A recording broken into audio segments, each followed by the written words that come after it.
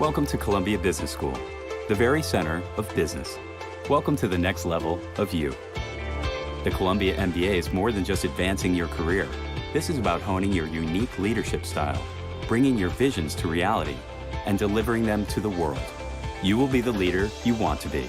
You will be able to walk into a room, any room, and solve. Welcome to New York, the global business hub, where startups get their start, business thrives, and game-changing strategy gets put into play. You will have direct access to today's influencers, the entrepreneurs of Silicon Alley, the wizards of Wall Street, the trendsetters of Fashion Avenue, the agents of change. Welcome to a network, a family of over 42,000 alumni. Let the collaboration begin. This is not a sit-and-learn environment. This is grab the reins and lead. You belong here.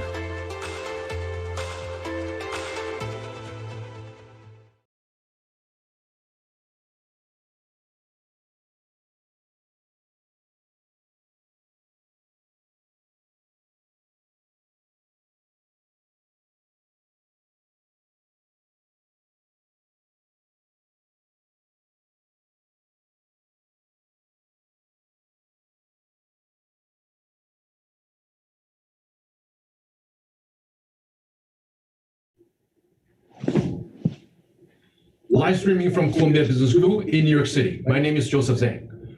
Welcome to the third session of Columbia China Business Conference.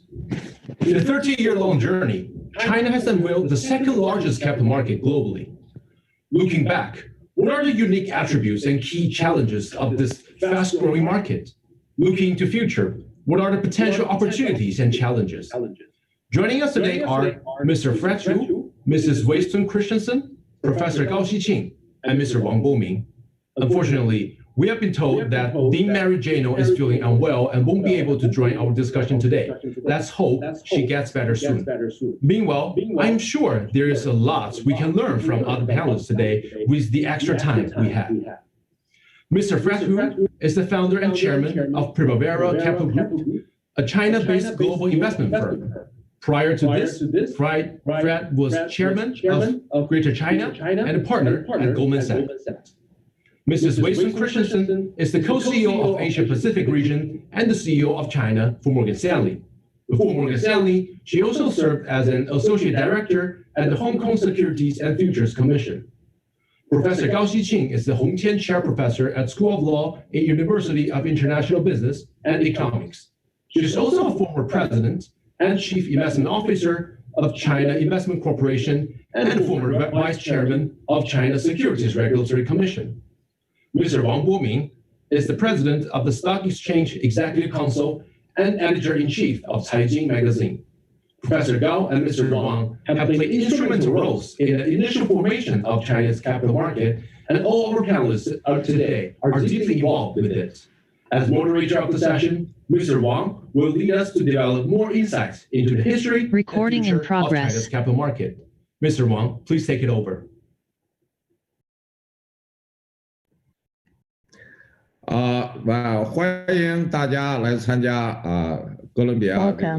Welcome the audience. Welcome to this CBS China Business Conference. And thank you very much for participating. Thank you, all our panelists. A few months back, last year,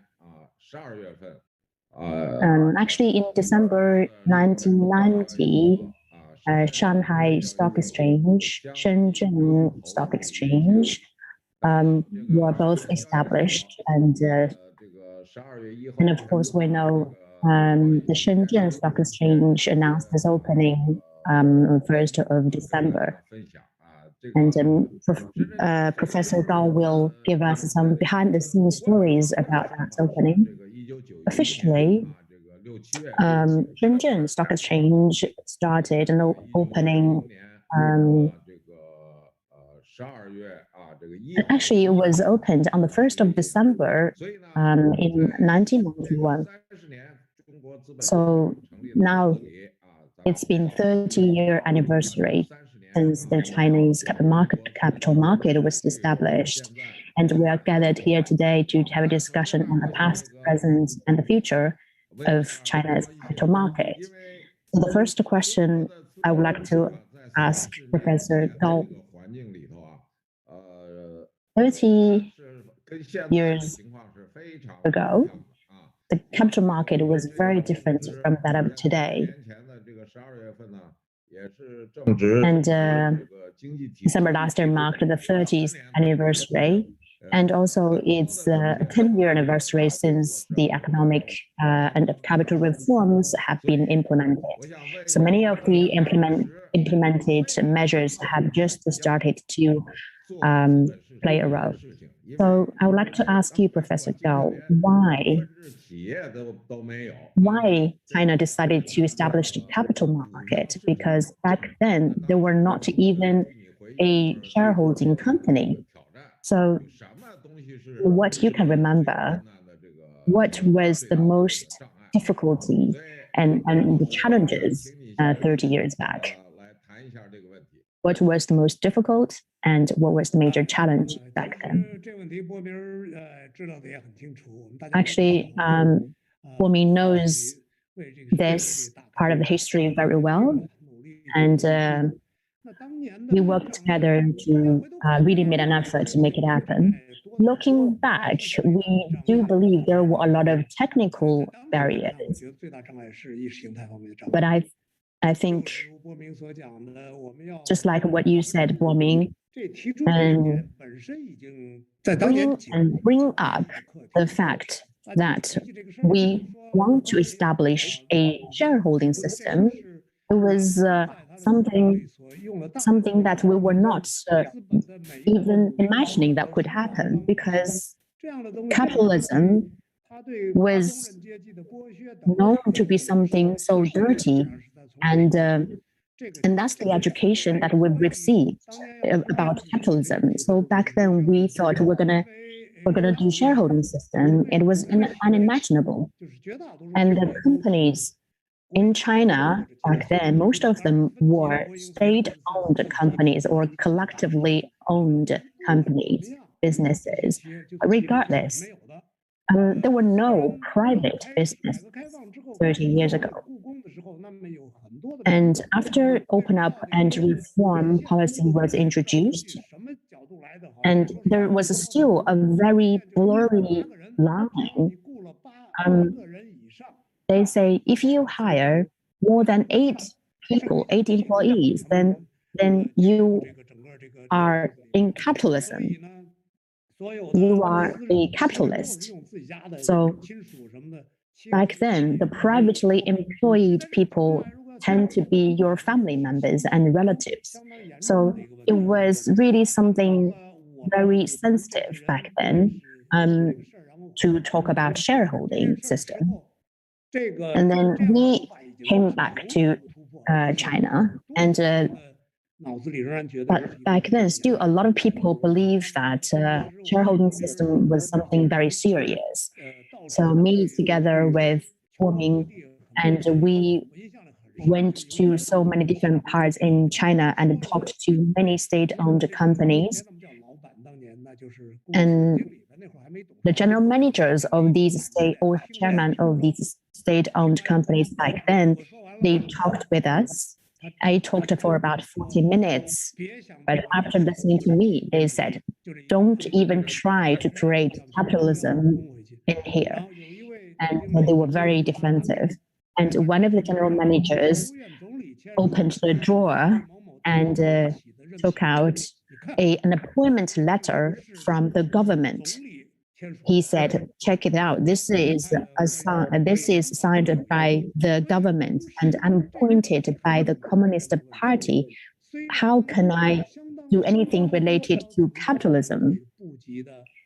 Although there were a lot of senior officials back then, they were very open-minded. Though they had concerns and there were things they didn't understand, but they were willing to hear what we got to say. But still, there were a large number of people that were very sensitive about this. So this was a very big challenge, and we've put so much effort in this. And we compiled a booklet, and it's about the capital market. of Marxism and Lenin, and we just wanted to show that the capitalism system itself is not something bad in nature. It is just a tool. So we created the tool theory. It's a tool, so it's like a gun, and if the Red Army takes hold of the gun, then the Red Army can kill the enemies with this gun. So it is just a tool. So what you are saying is that the biggest challenge back in the 90s was to break away from the ideological barriers. And now when we look back, the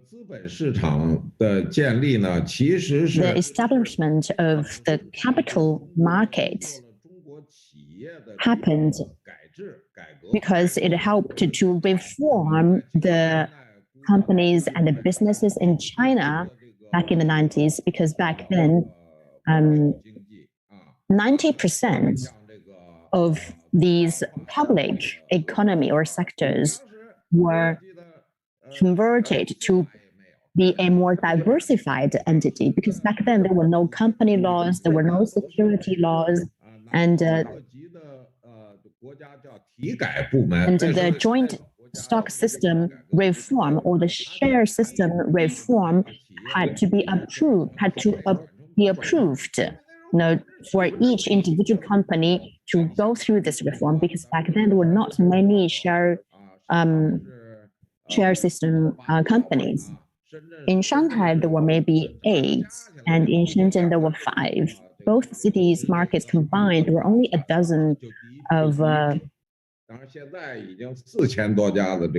these share system companies, but now there are already more than 4,000 listed companies. So in nature, is the company and business reform that was the major drive for the establishment of the capital market.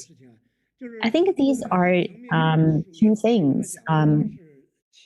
First, like you said, it's the process of companies going through this reform, changing from state-owned or collectively owned businesses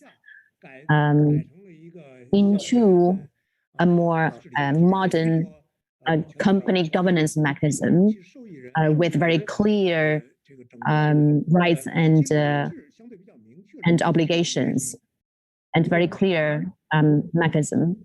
And on the other hand, from the government authority level, these government bodies that we try to lobby, like the People's Bank of China and the Finance Administration, and most of them were running on the original systems and mechanism of publicly owned system, and their money were all from the same source. Everything was planned. And back then, they say there were banks. They were called banks then, but they were not banks in a real sense. They were just the tolling organs of the financial administration. It's already planned how the money is going to be used, and they just responsible to implement that.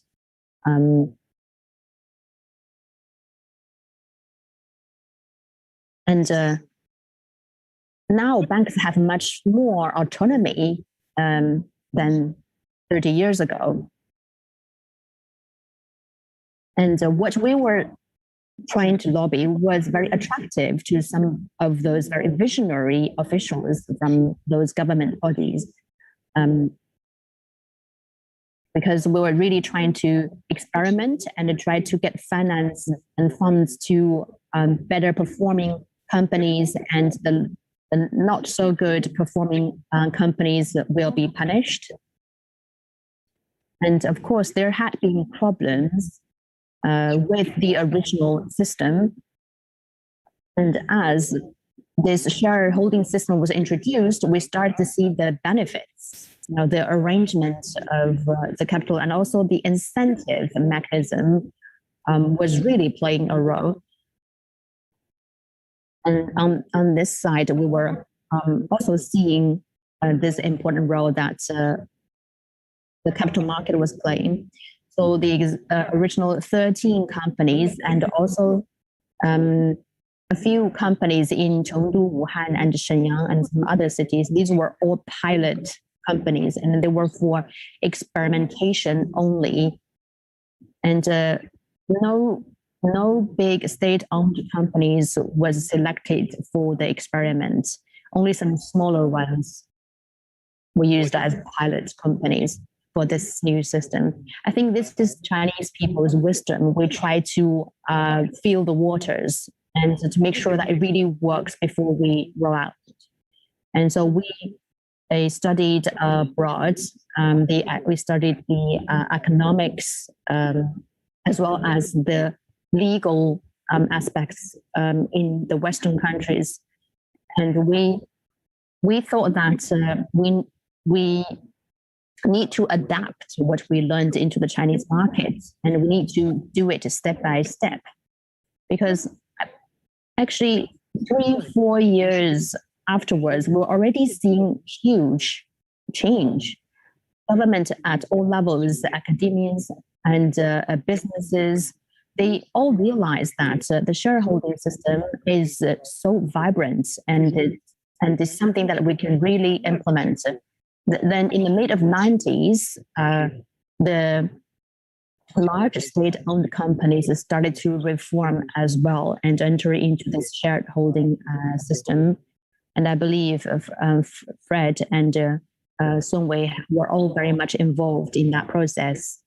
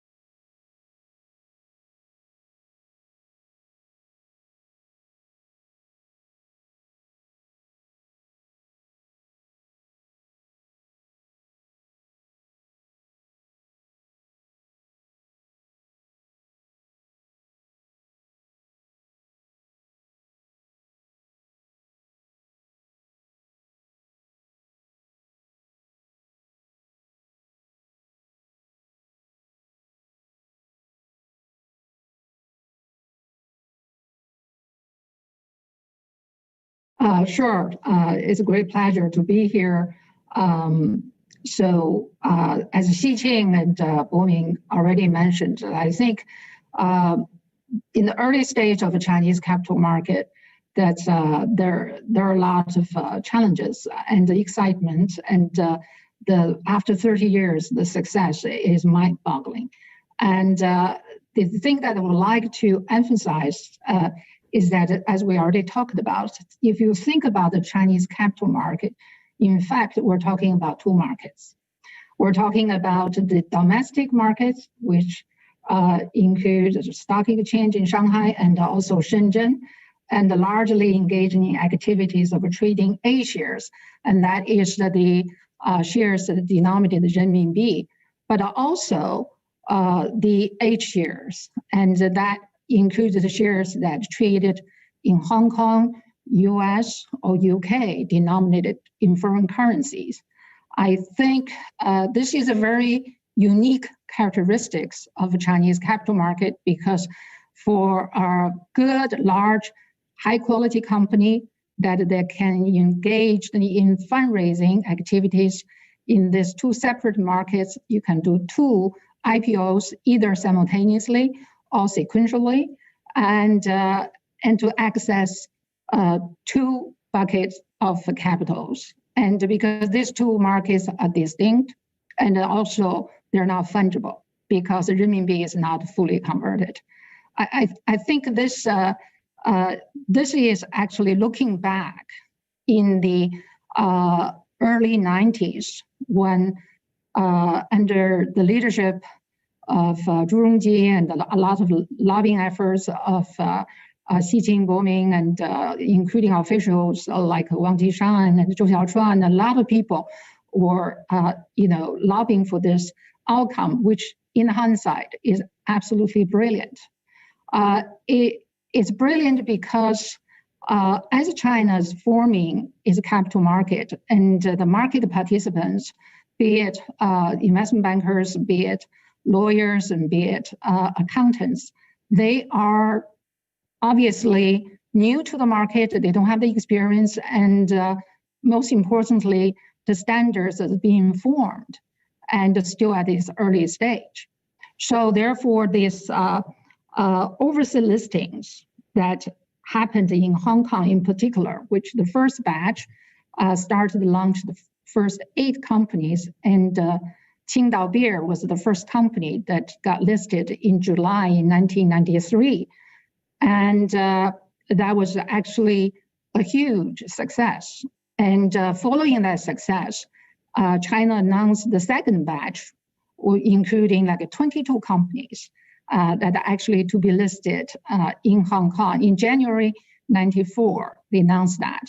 So now Hong Kong has become the home market for overseas listing of the Chinese companies.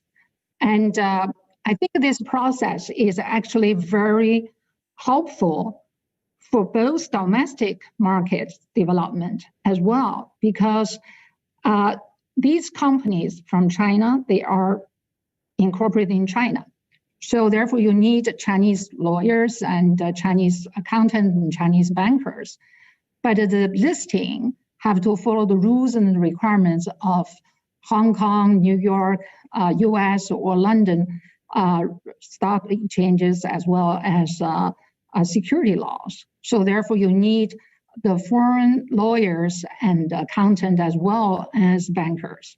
So therefore, even though this overseas listing has a very obvious purpose of providing additional funding to the Chinese companies, but I think equally important is the thing that Boming talked about is to establish the governance, the proper governance standards, and for the issuers and through the intermediaries, and so that they can establish, international acceptable governance, risk management standard, and become, more competitive on the global scale. So therefore, we're talking about effectively a fast and efficient transfer of financing technology. I think this is in this kind of a context that actually, Morgan Stanley is playing a very important role, because we were here in 1994, and we're one of the first banks that actually started, our China operation in both Shanghai and Beijing.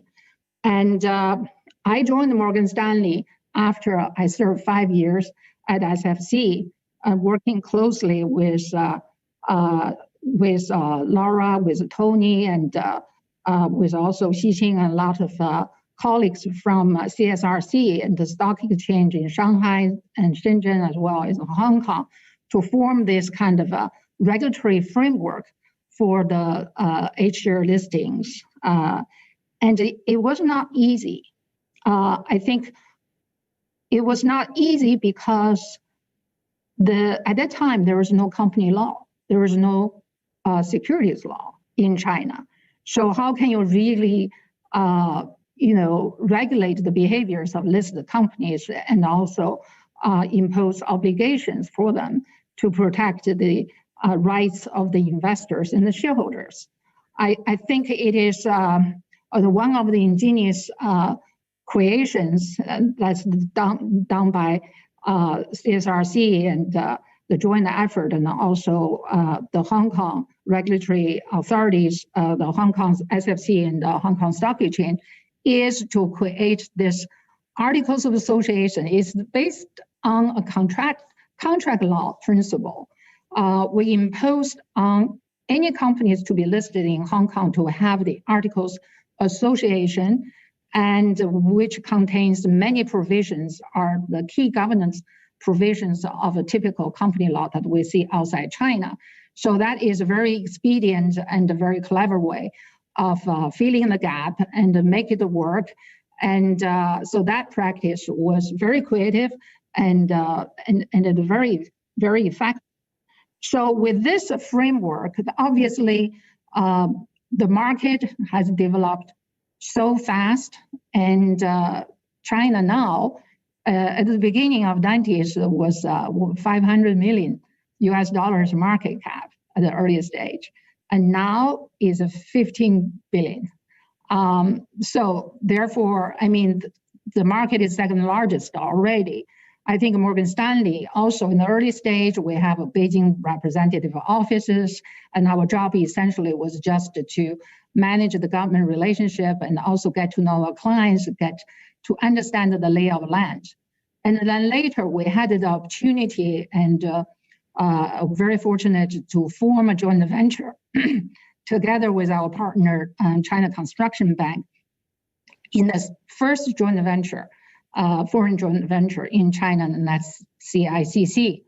And that experience was extremely beneficial for Morgan Stanley because it enabled us to really have a first-hand knowledge of understanding how the investment banking business was conducted. In those days was largely investment banking business, and have a really understanding of the talent pool and the regulations and how market functions. And also, I think we try to contribute. We trained during the time we are shareholder to 2010. We have trained every year 13 senior bankers in New York. So we're trying to add value. We transfer technologies in terms of risk management and the governance and into CICC. So it's a very mutually beneficial experience. So in the end, I think this effort has been very successful. We are pleased with our top position, both for overseas listings as well as our good league table for our domestic security business. We have raised about $400 billion so far for the past 26 years in 27 years in China and from the equity market, and $580 billion from the MA market. We found extremely fortunate to be able to have that kind of success as we play along in this big market.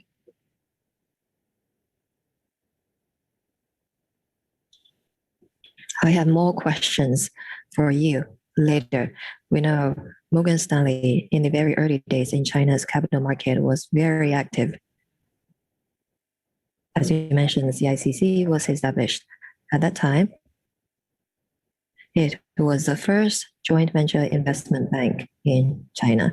So later I will ask you more questions regarding corporate. And now my next question is to Mr. Hu. In your very early days, I know you used to work for Goldman Sachs. At that time, there were two major players, two major investment banks. One is Goldman Sachs and the other is Morgan Stanley.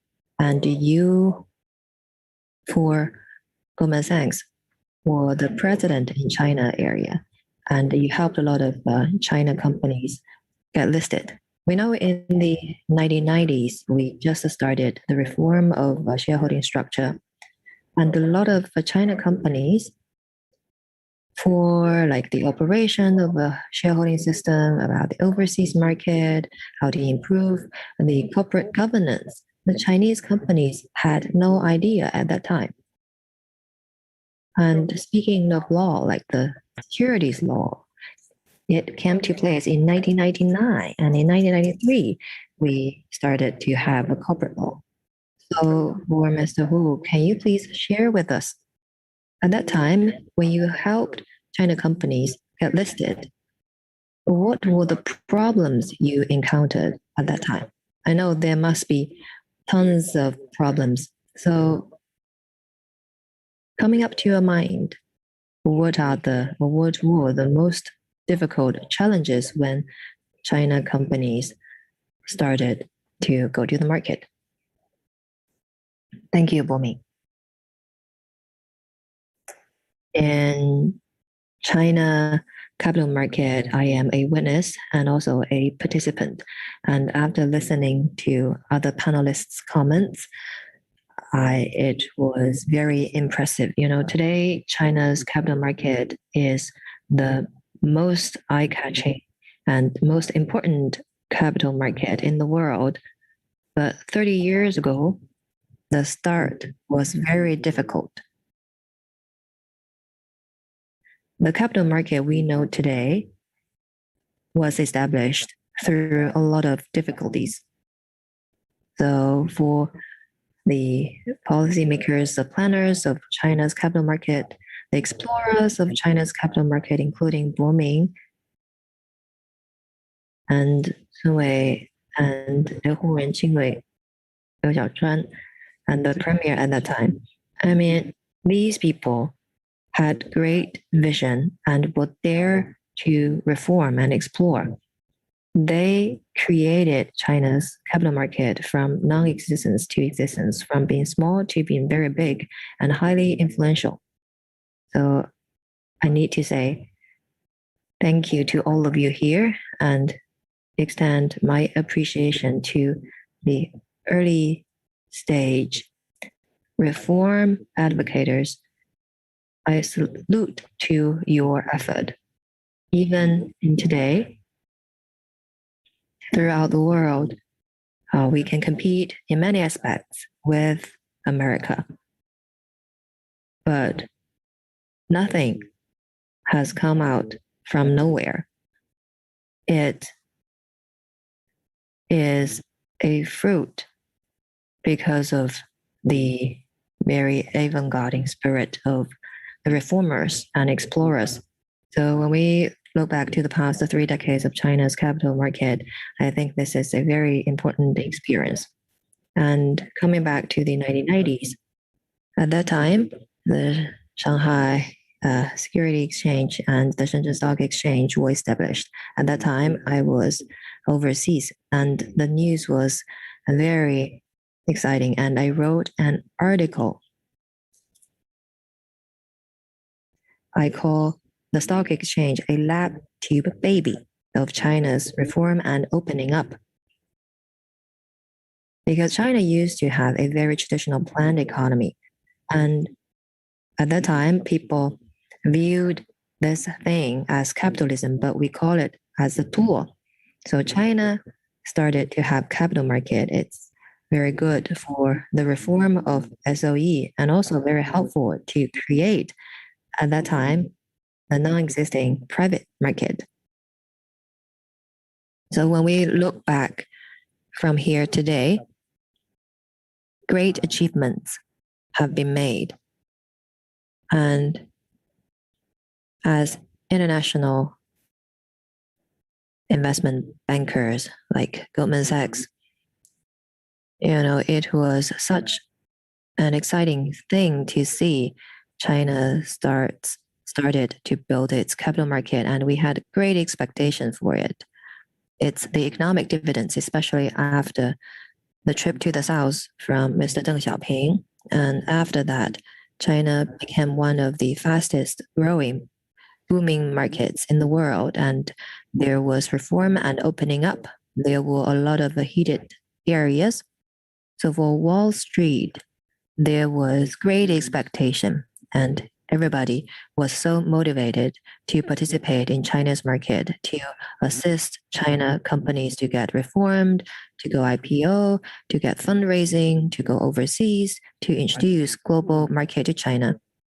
So they wanted to play a role as a consultant or a bridge. So Madam Sun Wei shared with us her experience with Morgan Stanley, very clear. At that time, the market was very closed. So foreign capital's participation started from China companies going to Hong Kong or going to overseas to get listed. So they started to employ foreign consultants. So at that time, there was a B stock market here in mainland China. And it was very complicated with a lot of restraints. So this was my experience at the time because it was a emerging market, and China has different practices in a lot of things. For example, IPO today is a very standardized and very simple technical issue. But at that time, if a Chinese company, for example, PetroChina or China Mobile, if it wanted to go IPO, it was more than the job for an investment bank. First of all, it was a job for economists because it concerned a lot of macro policies. And also it involves like consultancy work, like done by McKinsey and BCG. And then it came to an investment bank. So everything needed to be done at that time. It was the difference at that time. If you want to go to IPO in China versus in America, it took much longer time with much more workload. But, speaking of this difference, I say it was very challenging and very exciting. So thank you so much for your sharing just now. Very impressive.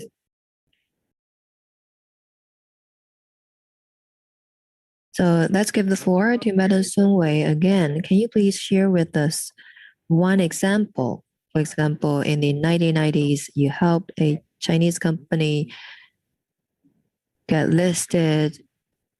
For example, you can share with us an example, concrete example. Exactly as we mentioned by Fred, it was not a standard market at that time. There was a lot of babysitting job. So can you please share with us back then when you did IPO for Chinese companies, what kind of challenges or difficulties did you encounter at the time? Yes, that's actually a great question. In the early days that Morgan Stanley, are very fortunate to be engaged in the privatization initiative of the Chinese government. So our client was Sinopec. So Sinopec is one of the largest SOEs in the oil and gas industry. And it's a very Chinese in the sense that actually when we start to look at the company, it has 2 million employees, 2 million.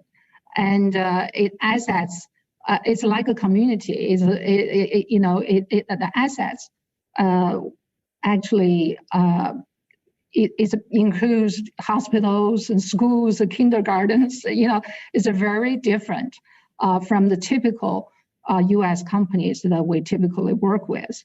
And so the first thing first is to restructure.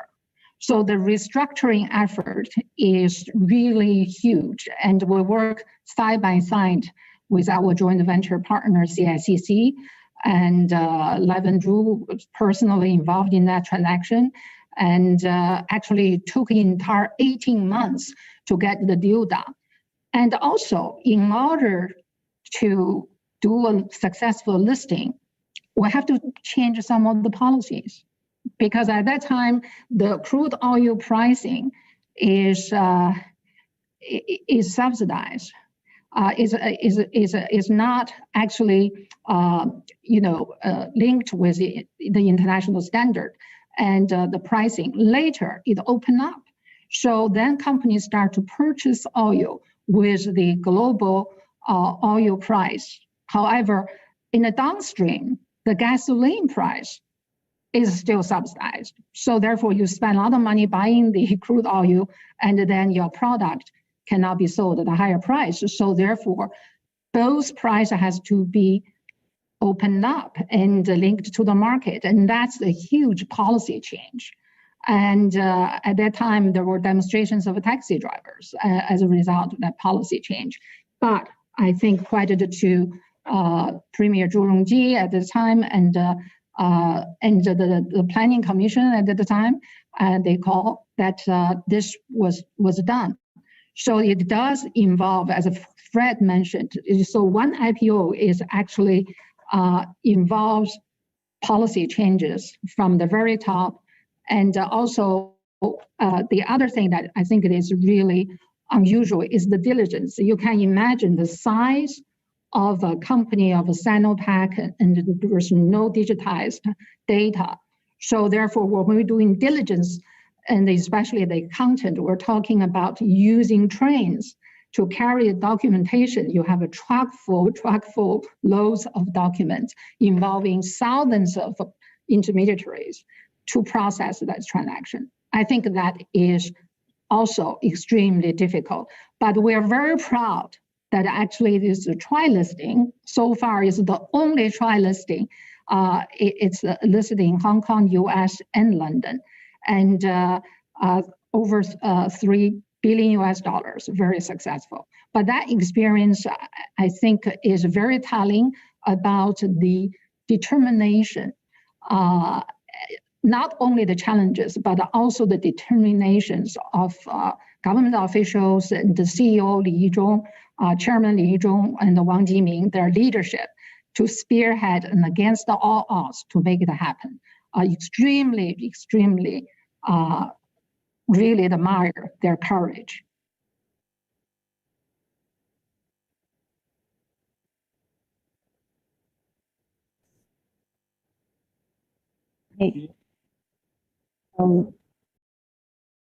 The first 10 years, that's the first 10 years of the security market.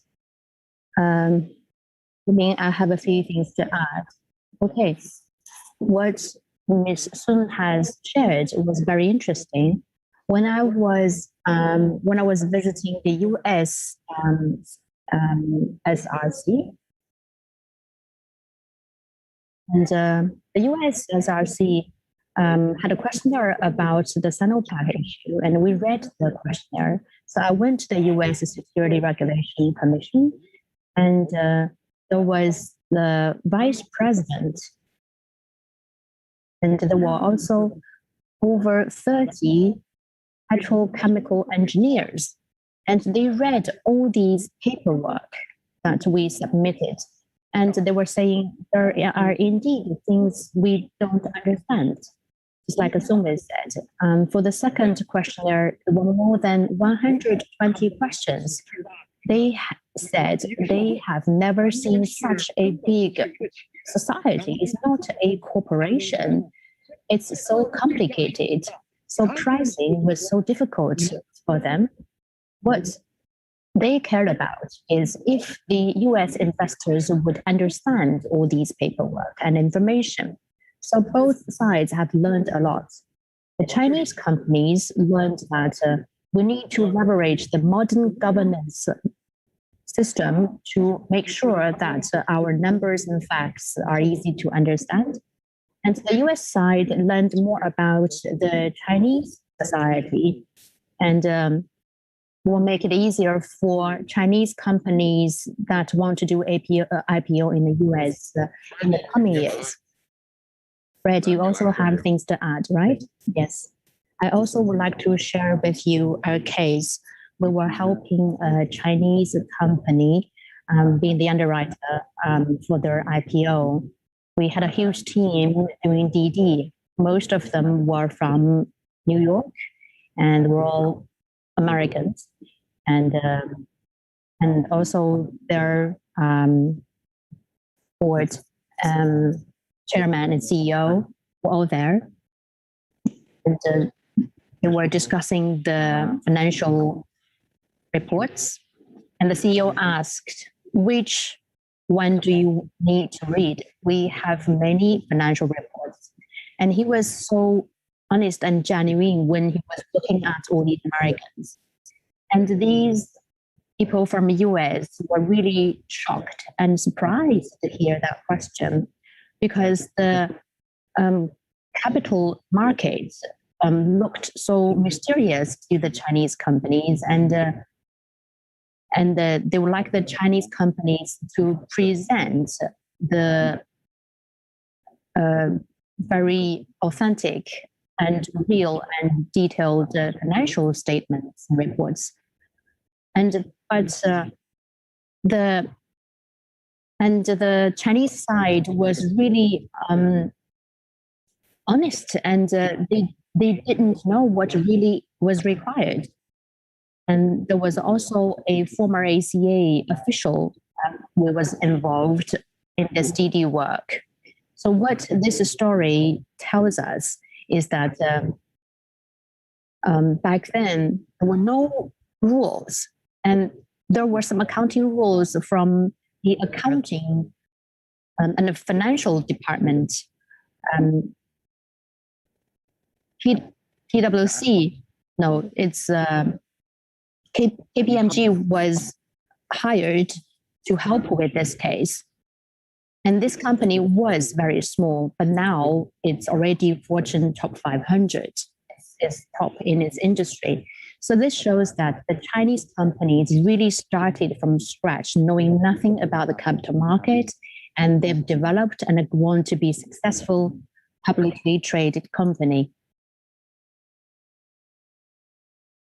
I think the examples you have shared tells us that when the capital market first started in China, people as well as companies had minimum understanding of what capital market is. Well, standing today, when Chinese companies try to get listed, they are acting much more mature. And so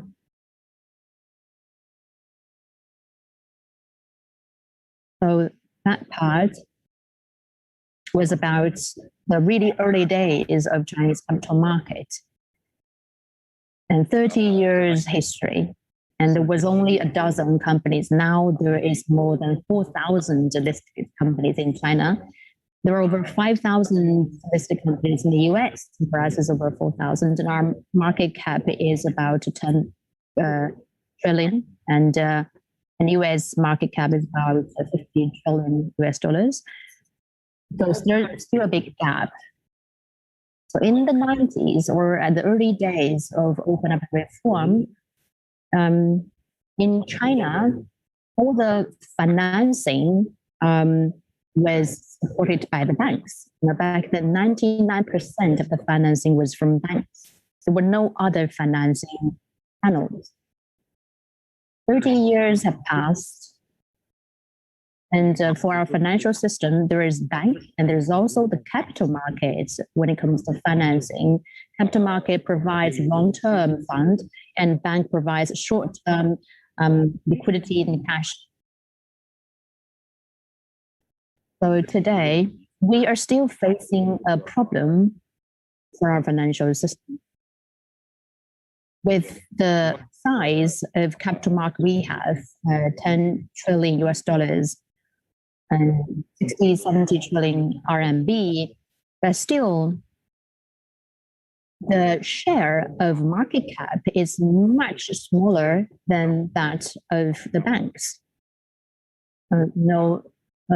Long-term bonds and IPOs combined is only 30% of the financing provided. So 70% of the finances is still from the banks. And we think that it's not very well balanced. Bank is a much important role and share than the capital market. So that's the current status quo of the Chinese market. If we look at China as a company, it still has a very high level of debt with very low level of equity. That being the case, I would like the three of you to share with us your comments, and we would like to ask the Professor Gao first. You remember when we tried to lobby about the capital market and the banks first response was also the money moved from the bank to the market. This is not allowed, should not happen. And today, it makes every sense for the money to move from bank to the long-term capital market. But still, it's not quite there yet. What is your comments on that? I think it depends on which perspective you are adopting. If we want to really leverage the benefit of socialism and to centrally plan the economy, then that's one story. And I think more people in recent years are believing such because we see all these problems and messes of the capital market in the Western countries. Of course, using one system to manage is much easier than using two systems to manage. So it's probably better to just rely on the banks. One of the controversies back then was that should the central bank control the capital market, or should the CSRC manage and control the capital market? And the central bank, of course, said that it's our job to manage that, and we can just do the pilots, and maybe in 100 years, there will be 100 listed companies in China. So that was from the bank back then. And there was no wrong when you look at the management side of things. But if we look at China as part of the international market, as part of competition, then that is not sufficient anymore. And in the almost 100 years in the past, we've noticed and realized that just the banks are not going to work. So far, the Chinese market management and control mechanism is still somehow reliant on this planned economy. We use rule of law to supervise and manage, which is the right thing to do. But looking at the macro level, there are still a lot of limitations of this whole management and supervision system, especially in who should be listed and who should not be listed. Now we have the registration-based IPO, which is being promoted, but this will take time and until we fully reach and open up. This is to do with the public management system China has. And if it's fully opened, there will be problems. And if problems arise, and then the CSRC will have to be responsible. Therefore, the CSRC will need to control the time and the pace of IPO listing. And for the capital market, especially the mature capital markets, it has taken them also hundreds of years to achieve where they are.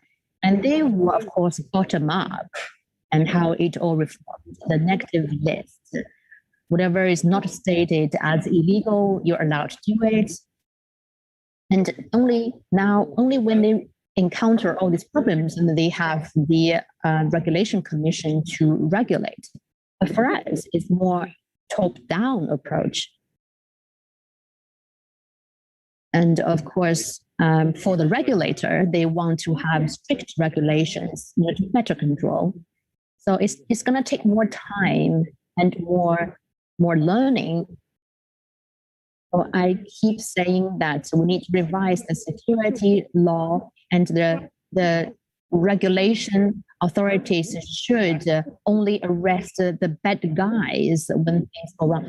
And they shouldn't, and they're not capable to manage the things they shouldn't, and they don't have the expertise. I have been trying to promote this for a long time. So that's more from the regulation perspective. What about Fred? And you are an economist. For the China's financial system, short capital and long bank situation, what is your comments? I think Professor Gao has given very good comments on this. And this is to do with the history we have. We had the planned economy, and the banks are part of the whole system. And so this way, it's easier to manage and allocate the money. And now there is the market. There is multiple players in this market. And so the regulators and the decision makers, they feel concerned. They're concerned that the market may go out of control because there are so many unpredictable things in the market. So they're very nervous. Things like IPO, for example. If the market is not performing well, and they would strictly regulate the speed or number of IPOs. And this poses a huge impact on the market. And that's their perspective. And when the confidence is very low in the market, and if there is a good company that joins the market and to try to restore the confidence, then why not? So I think from the regulators, they are using the market for test and error.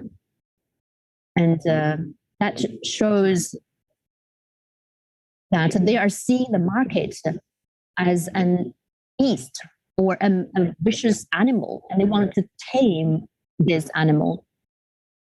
So unconsciously, they are using market as a tool for planned economy. They try to really control the market. So the issuance policy of IPO and also the access to the capital market.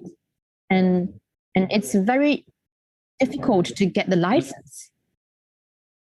You know, for Columbia University Business School, and any of you students, whoever are interested in capital market, you can create a fund to do private fund or private or public fund. But in China, you cannot do that because there's few number of license. And in China, what is your registered capital? What is your AM? And they don't really look at your capabilities and your talent, your manpower. And they are more looking at this traditional index. So the market access is very difficult. And the best talents are having problems to join this sector. Now we are the second largest capital market with a sizable market, but in terms of the quality and liquidity, in terms of the variety, diversification of the products, I think we are still lagging far behind, and there's still huge space for further growth and development.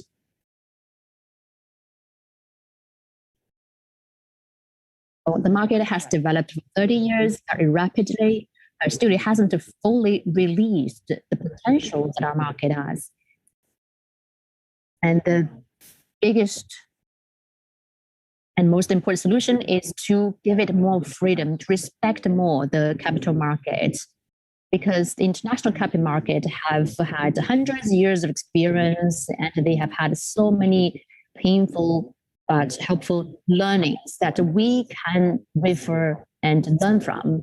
And whether it's the US or UK, they're not perfect, but there are so many lessons learned, and we should learn those lessons.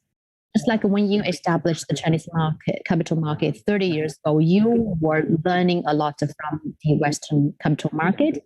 We should respect that market more and give it more freedom and space. And I believe in the next couple of decades, both the numbers and sizes and quality of our market will be on par, if not better, than the US capital market. So what you're saying is that the Chinese capital market is not marketized enough. if there is more liberalism in the regulation, then there will be a more balanced share between banks and capital market, which means the capital market will be bigger and the banks will play less of a role. And this probably will be more beneficial for the capital market to service the market entities. The regulation should be more marketized. Is that what you mean? Yes. Okay. My next question is for Madam Sun Wei again. Hey, 博米尔，我可不可以就这个问题回答一下？ Can I give 因为呢 my answer for your previous question too? Yeah, because we have a view, and I think we've been talking about the imbalance of direct and indirect financing, and the U.S. number is 20% bank funding, 80% capital market funding, and in China, if you look at the number, actually, bond funding plus equity is already 53%. And that's the 2020 number. So the bank funding is still high, relatively speaking, is 47%.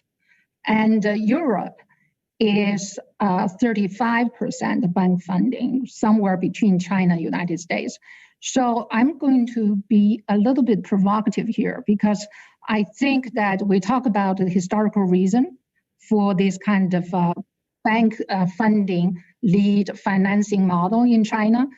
But I may argue that actually it's not just because we have this kind of breakdown. It's not just because that the capital market in China is relatively young and there are a lot of reforms needs to take place, which is absolutely true. I'm going to argue that this status quo of the direct and indirect financing, I wouldn't say it's by design, but at least maybe one can argue it is a direct result of our economic growth model, because how China economy is growing, okay? Obviously, in the beginning, export driven, later investment driven, now is trying to use consumption. And however, even though the consumption is picking up as the growth driver in the GDP growth, but the infrastructure financing, i.e. the investment driven economy model, is core to the current state. I think, bank funding accounts for 70 to 75% of all this credit in China. So, there are a lot of concerns. There are a lot of concerns about this credit bubble. It's 296% of GDP. People think the bubble will burst. And, but if we really look at the infrastructure financing is done by only 17 banks. China has over 4,000, banks at different levels, but the bank financing is concentrated on the big banks, and they account for 70% of the overall bank credit. And not only that, these banks have a very healthy ROE and the Tier 1 capital ratio. So therefore, despite all the concerns and the noise globally about this debt bubble in China, we see a lot of good things coming out of this infrastructure investment and funding. It definitely, creates a lot of efficiency in relocating resources and subsidizing private business and the household, even nowadays. And it provides affordable infrastructure services and improves living standards and support business development and it creates business connectivities. It's both for manufacturing sectors as well as a service sector. And the best example is the high-speed train, right? With the investment China made with the availability of a speed train, and the government is effectively promoting a faster exchange of a capital and a service. and create this kind of a connectivity to allow people to live in one city and work in another, and to promote traveling, tourism. This in turn helps the consumption level. So therefore, I think my point is that maybe there is no rush for China to catch up with United States. And or maybe one can argue, is US model the right model for China?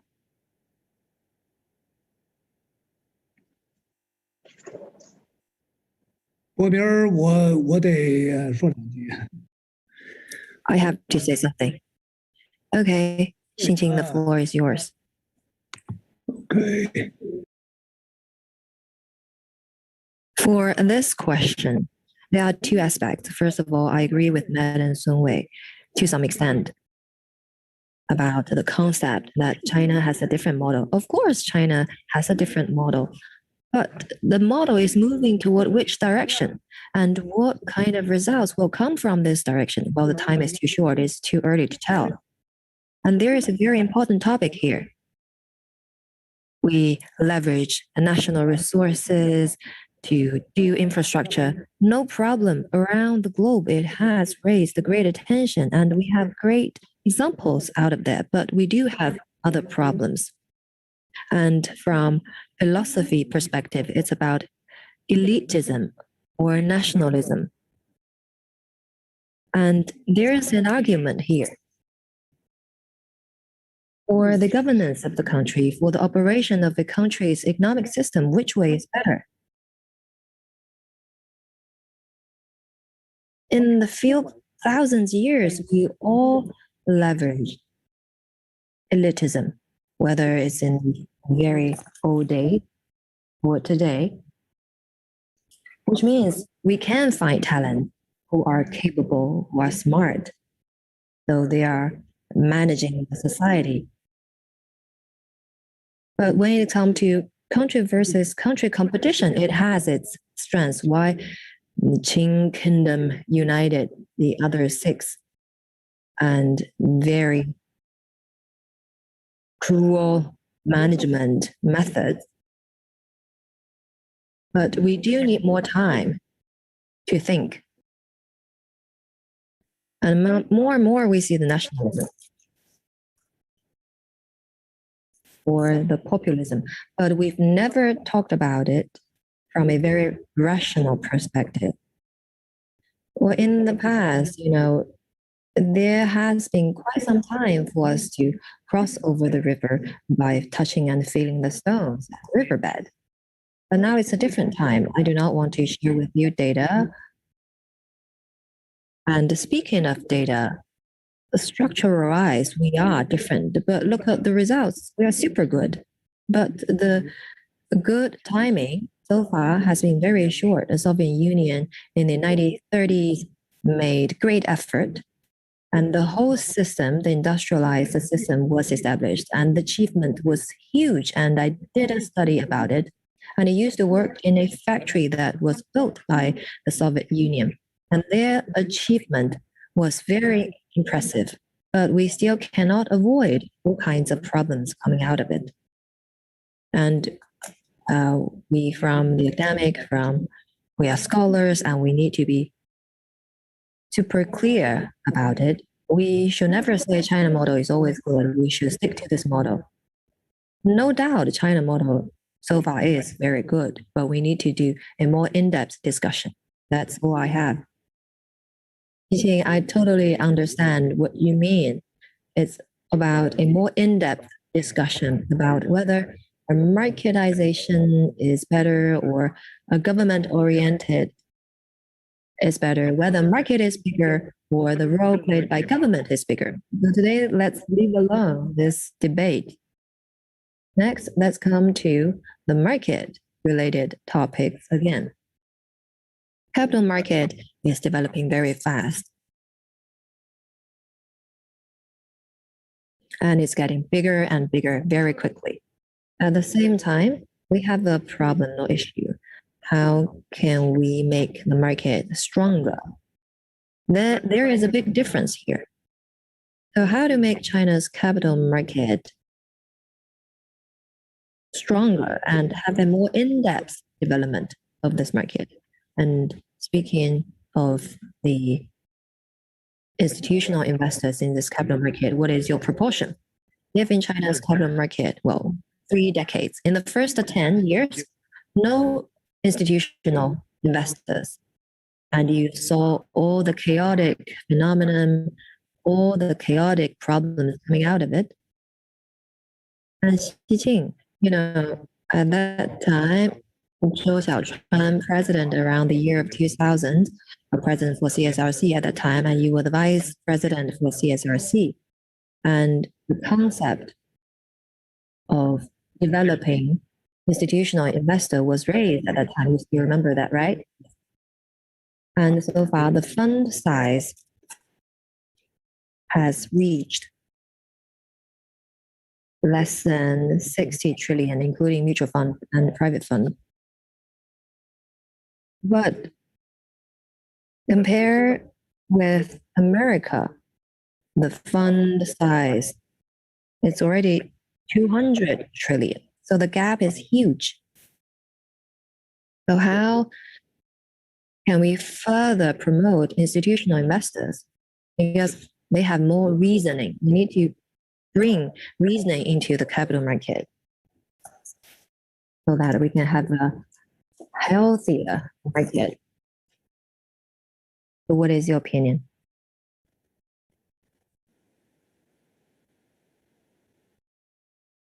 And actually, this question has been touched upon just now. China does not have enough institutional investors, but for the past 3 decades, it's a very natural process to have more and more institutional investors. You see, the fund size has been much bigger than a couple of years ago, and the REIT is being promoted. So more and more people have realized that they want to gain the dividends of the development of the capital market.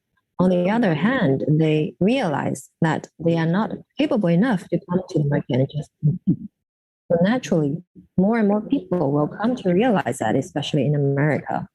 We see in America, there are some elite who think they are really smart, and they went to a Harvard school, they went to the Wall Street, and they acted like day trader, they did hedge. Very limited number of people. But most of people say, I buy mutual fund, I follow MK whatsoever. They've realized that there are things they just cannot do. And from a social perspective, the risk version, the appetite toward risk, on average, well, historically speaking, Chinese people, compared with other countries' people, have like slightly higher preference toward risk, especially when you go to the gamble venues. More Chinese people gamble in casino than other countries' people. I never gamble, but I like to go to casinos to count. It seems that in Chinese people's blood, of course, we want to make a fortune. We love to take the risk it deserves to make a big fortune. So from this perspective, China's capital market, it seems that individuals outnumber institutional investors, but now more and more individual investors started to realize there is a difference. If we want to have more institutional investors, you need to allow them to establish institutions. You need to allow graduates from CBS, from Harvard, Yale, Princeton, Stanford. You need to allow these graduates to establish a fund company or a consultancy firm. We need to have easy access. And then we phase out the bad ones and we keep the good ones. But so far, the mechanism, the management mechanism, monetary management is very stringent for some historical reasons. For example, In China, if you want to get a license for a fund company or security company, it's a very big thing. You need to spend a lot of money, but money is not enough. You need to spend a lot of time. So the existing institutions, well, we call it the bus theory. The people who are already in the bus don't have enough incentives to motivate them. But people not in the bus who are capable, who have great talents, cannot make it into the bus. So the market cannot be in a balanced status as it is supposed to. Well, as mentioned by Boming, we advocated the development of institutional investors, and there was some outcome coming out of it, and today's status is better than the past, but this is not enough. So I think it has something to do with the public governance. It has great to do with the confidence level of the regulatory bodies, if they are confident enough. For the fundamentals, if they only monitor the fundamentals, as they mentioned by Fred, which school you go to, what kind of education you've received, what kind of examinations you've taken. If you've satisfied the qualifications, I give you a license. If you are not capable, you will be phased out. But we today have a lot of non-market elements. For example, what kind of relationship you have, how much money you spend. It is very difficult for the market to truly reach the landscape that the institutional investors takes the lion's share. A lot of people ask me, why in China, when institutional investors come to China, they behave like individual investors? I say, well, it is logical.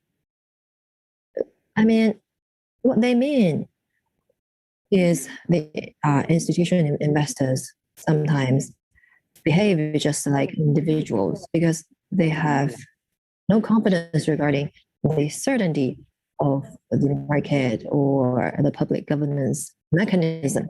Okay, understand. The time is almost up. So I give each of you 3 minutes.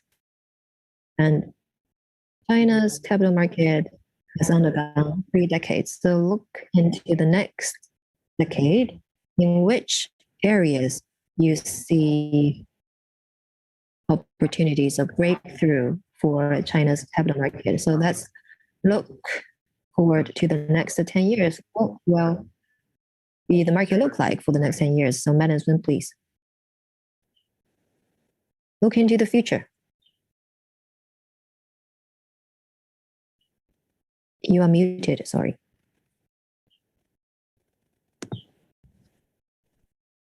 We cannot hear you.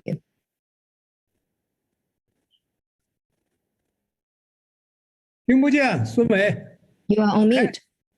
Okay, sorry about that. This is a great topic about the future because I think we are very optimistic about the opportunities here. And I think if you look at the capital market, one of the most exciting thing is the acceleration of its opening up to international participants in this domestic markets. I think that, in fact, a lot has been done. A lot of people actually have not realized that the market has started to open up gradually, although slowly, but steadily. Starting from 2014, that we had the Shanghai Hong Kong Stock Connect, and then next year, the year after that is 2015, mutual recognition for the asset management companies between China and Hong Kong. That mechanism we established to allow Hong Kong mutual fund managers and to sell certain products to China and vice versa. And then 2016, the year after that, is Shenzhen Hong Kong Stock Connect. And then the 2017, we had the non-bond bond connect, and also the Shanghai London Stock Connect we established in 2019. So this is all very exciting, but I think it's not enough. because we just talk about the issues with the market and the lack of the institution participation.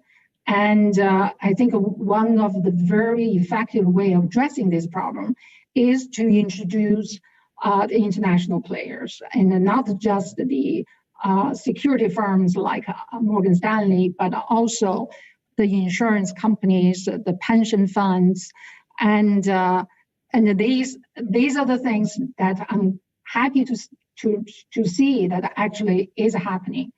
And I think last year, a few initiatives have been put in place which allow Morgan Stanley and a firm like us, including Goldman Sachs and JP Morgan and other and UBS, to really own 100% of our security joint ventures.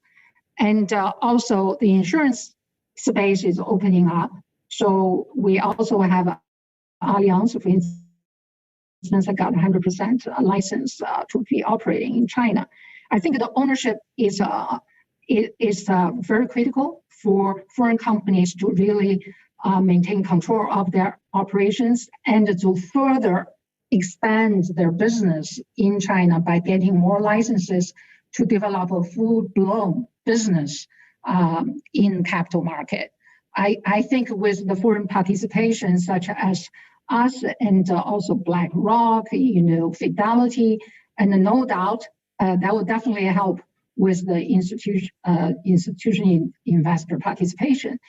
And the other thing that is a landmark is the Msci Inclusion. I mean, at the early stage, people were saying this was actually less influential and less effective than people thought because of the a small and a gradual index inclusion factor. When it just started, it was only 5%, but by the end of 2019, it's 20%. So now I think over the longer term, we hope that we expect Msci Inclusion will increase to 100%. This is actually critically important because this encourages foreign investors to really increase their exposure into the under-invested asset class, and i.e.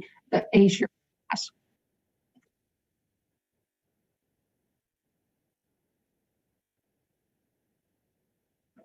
Fred, 3 minutes.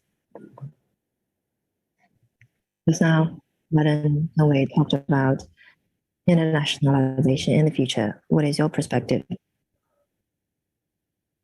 I agree that China's capital market needs to be more open in order to be mature. And in the next 10 years, the reform in the capital market has a lot to do. And just now we talk about the listing system. It's been appealed for so many years, but hasn't been realized yet. So we cannot get further delay.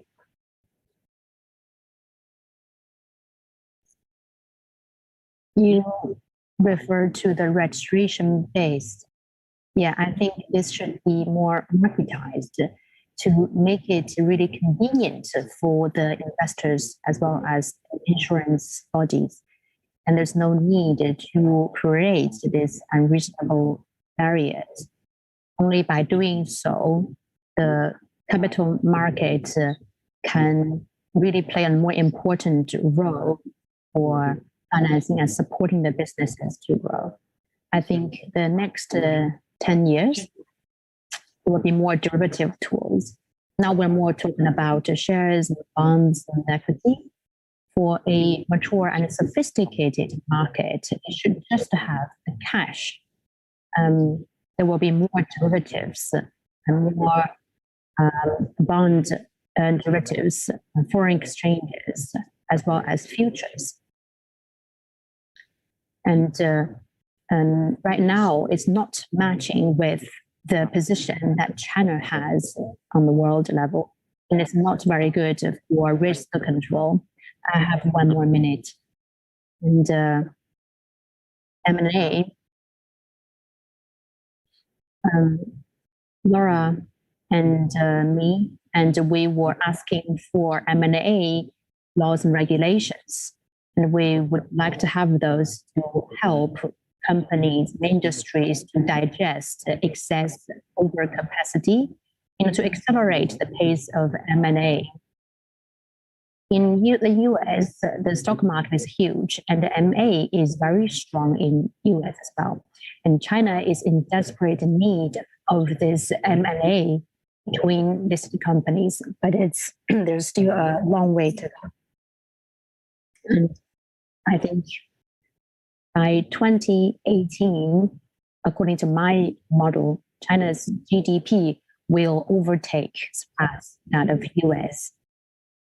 And if the capital market stays proportionally developed as GDP growth, and the market cap in the GDP reaches to the same share of that of US, and then in 10 years' time, China's capital market will be bigger than the US capital market.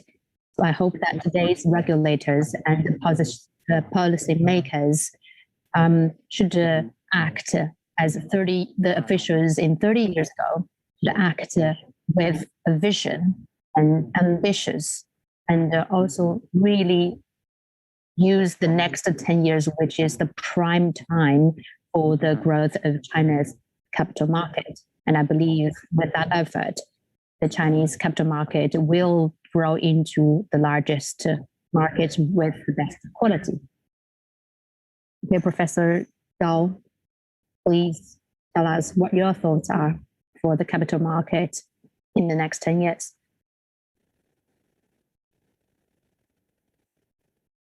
Both Song Wei and Fred have said a lot, of which I all agree. But I'm not as optimistic as Fred. And I believe Fred would have a very good model, and I don't doubt your numbers. But one doubt I do have is that in terms of number, China capital markets overtaking US is for sure to happen. However, the quality of our market compared with theirs, I think it's going to take more than 10 years to really overtake that in terms of quality. So I'm cautiously optimistic. Looking at the trends today, the public governance and the regulation system are becoming better. And what I've noticed in recent years is our Vice Premier Liu He, as well as the new chairman, president of this commission, they have really included three important things. The first one is legalization and internationalization and marketization. And these are what can help to guarantee the quality of the market. Having a law is different from legalization. Although we already have all these laws and regulations, and the laws and regulations we have are even more in number and more complicated than those of developed markets. But this rule of law, or is it rule by law? That's very important. In the last couple of years, the CSRC is moving towards the rule of law direction, which I'm very happy to see. But we also need to stick to marketization. Liu He said, no intervention. No intervention means market, let market decide. Even you are smart people, you may still fail because market is huge. We need to respect the market, let the market play its role instead of you trying to drive where the market is going to develop. And the third one is internationalization.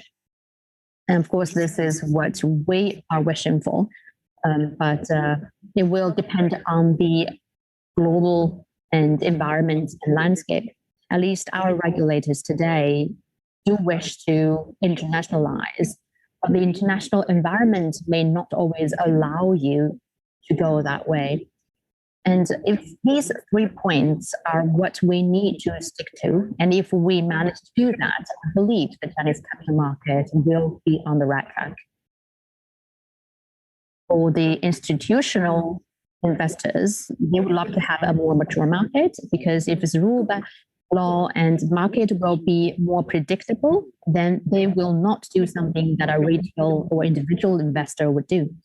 And for China, these retail investors, they say that we are not mature. But I think the Chinese retail investors are the most smart ones. They're so smart. And when I talk to them, I realize that they study the capital market and different economic theories and the cycles in the world. And they have so much knowledge about the capital market. So our retail investors, they are becoming more educated, and they will have a better understanding of the market as time goes by. So if those 3 points are stuck to, both institutional and retail investors will become more sophisticated. And I believe in 10 years' time, the Chinese capital market will be much better than today, a much bigger size with a much improved quality. But of course, I prefer us to focus more on the quality than the quantity. Okay, thank you very much, our panelists. And we would like our market to be more legalized and marketized and internationalized. Thank you very much, everyone, for your input. We've had a good discussion on the past of our capital market, the present, as well as the future. I'll give the floor back to our conference organizer.